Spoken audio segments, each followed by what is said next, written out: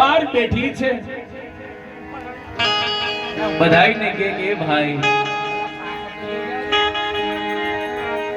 ए भाई ए गाड़ी वाला भाई घड़ी को बारे दीकरी रोवे छे दवाखानानी बार बैठी बैठी दीकरी रोवे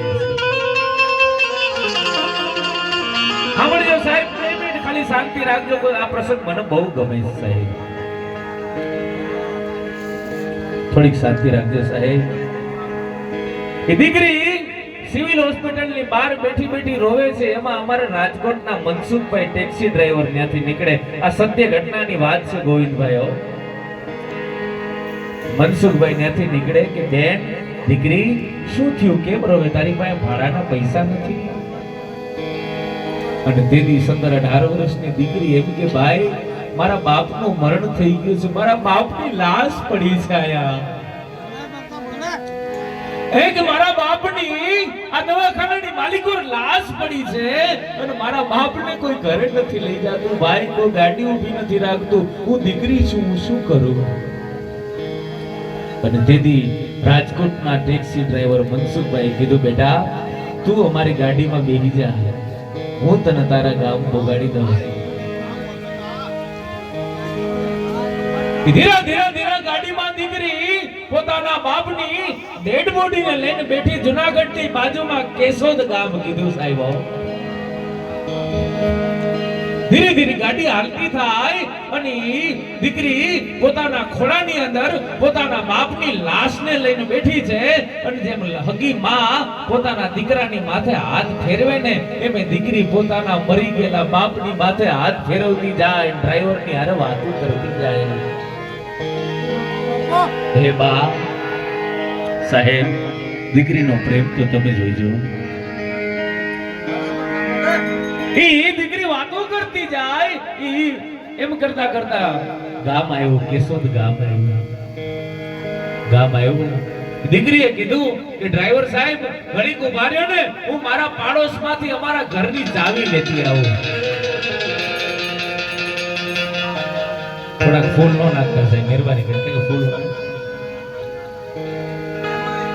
એ દીકરી બાજુમાં ચાવી લેવા ગઈ હવે સાંભળજો વાતના પ્રાણ હવે આવે છે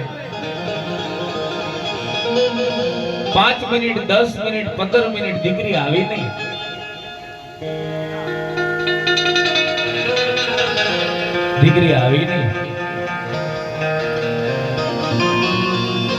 હવે સાંભળજો મનોજભાઈ એ દીકરી આવી નહીં મનસુખભાઈ ટેક્સી ડ્રાઈવર વાટ જોવે છે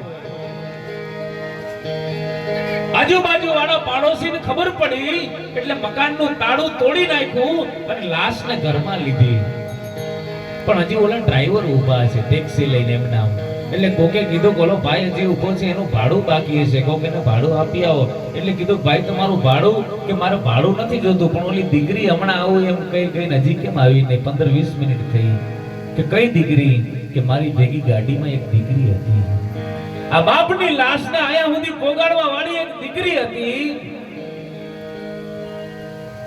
કે કઈ દીકરી કોઈ દીકરી છે નહીં અરે કે મારી ગાડીમાં 5 કલાક બેઠી હું કેમ ન ઓળખું કે દીકરીનો ફોટો બતાવશો તમે ઓળખી જાઓ કે હા ઘરમાં લઈ ગયા કે દીકરીનો ફોટો બતાવ્યો આ દીકરી કે હા આ જ દીકરી અને ત્યારે ગામના માણસોએ કીધું શું વાત કરો છો આ દીકરી મરી ગઈ ને એને તો 2 વર્ષ થઈ ગયા છે સાહેબ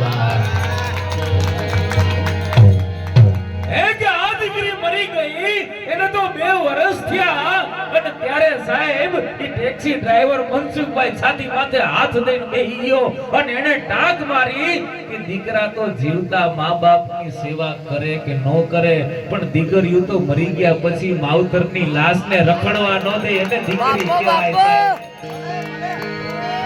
એને તો મારા બાપ દીકરી કહેવાય એટલે હું કાયમને માટે કહું છું કે દીકરી તો તુલસીનો ક્યારો છે મારા બાપ દીકરી તો તુલસીનો ક્યારો છે સાહેબ વાત ભેગી વાત એક બીજી વાત મને યાદ આવે 2 મિનિટની વાત છે કરો વાંધો નથી ભાઈ હાય 4 મિનિટ ની કરો 4 મિનિટ નહીં કાઈ વાંધો નહીં હવાર મારે પાડી દેવા આપણે ક્યાં વાત હોય પણ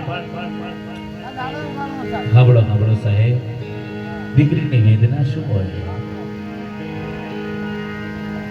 એક બાપ મરણ પથારીએ પડેલો, બાપના છેલ્લા શ્વાસ ચાલુ છે. એ બાપને 4 દીકરા અને 1 દીકરી. દીકરી પારકા ગામ સાસરે છે. એટલે પોતાના ભાઈએ બેનને ફોન કર્યો, બેન બાપુની તબિયત બહુ ખરાબ છે, તો તું એક આંટો મારી જા ને. દીકરીને એમ કે મારો બાપ હજી જીવે છે, મારા બાપને મળી આવું. એટલે દીકરી હોનાના ઘરેણા પહેર્યા એમ તૈયાર થઈ અને દીકરી ધીરા ધીરા ધીરા ધીરા ધીરા ડગલા દેતી દેતી ગામમાં આવે. સાહેબ ગામમાં આવે એટલે ગામના માણસોએ કીધું, બેન બેટા આમ ઘરેણા પહેરીને કઈ બાજુ? કે મારા બાપુને મળવા જાઉં છું. કરે દીકરી તું મોડી પડી, તારા બાપે તો હવારે પ્રાણ મૂકી દીધા. હે કે તારા બાપે હવારે પ્રાણ મૂકી દીધા. અને દીકરીએ રાહુડે રોવા માંડી અને જેટલા ઘરેણા પહેરાતા એટલા ઘરેણાની પોટલી વાળી ઘરેણા કાઢી અને દીકરી રોતી રોતી ઘરે આવે છે. હવે સાંભળજો સાહેબ, દીકરી ઘરે આવી, બાપનું મરેલું મોઢું જોયું. દીકરી બાપને કે બાપુ મારી વાટ ન જોઈ. હે બાપુ મારી વાટ ન જોઈ. અને ત્યારે ગામના માણસોએ કીધું કે હવે મોડું થાય છે, ઉતાવળ કરો, શમશાન યાત્રા લઈ જવાની છે. હવે સાંભળજો સાહેબ, એ ભાઈની શમશાન યાત્રા નીકળી ગામની બજારમાંથી. રામ બોલો ભાઈ રામ, રામ બોલો ભાઈ રામ. એમાં ગામના પાદરમાં જ્યાં પોગી ગોવિંદભાઈ, નરેશભાઈ, ગામના પાદરમાં જ્યાં પોગે ને ત્યાં એક માણસે ગાડી ઊભી રાખી અને શમશાન યાત્રાને કીધું, ઘડીક ઉભા રહ્યો ભાઈ, મારે વાત કરવી છે.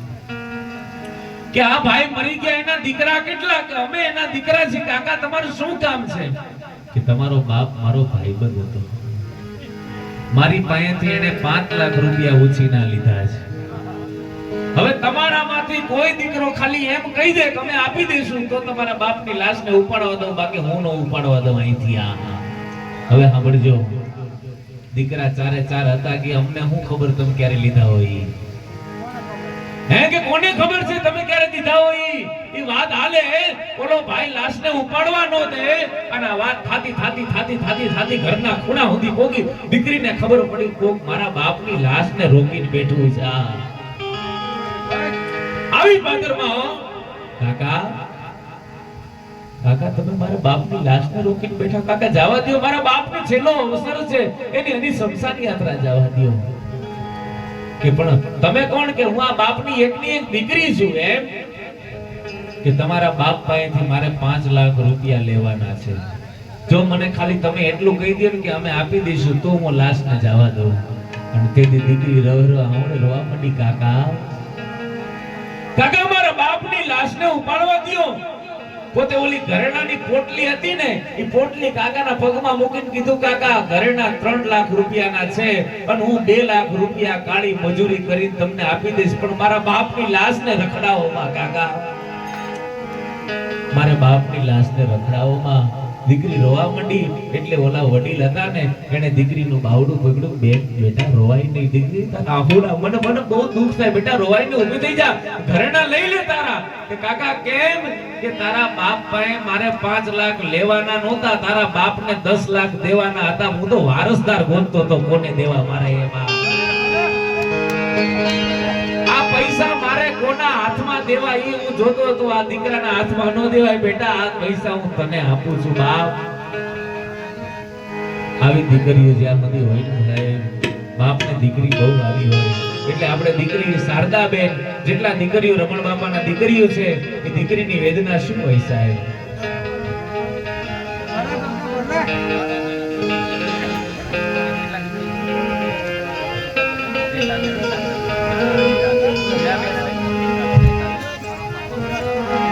દીકરી રેખાબેન, બે દીકરીઓ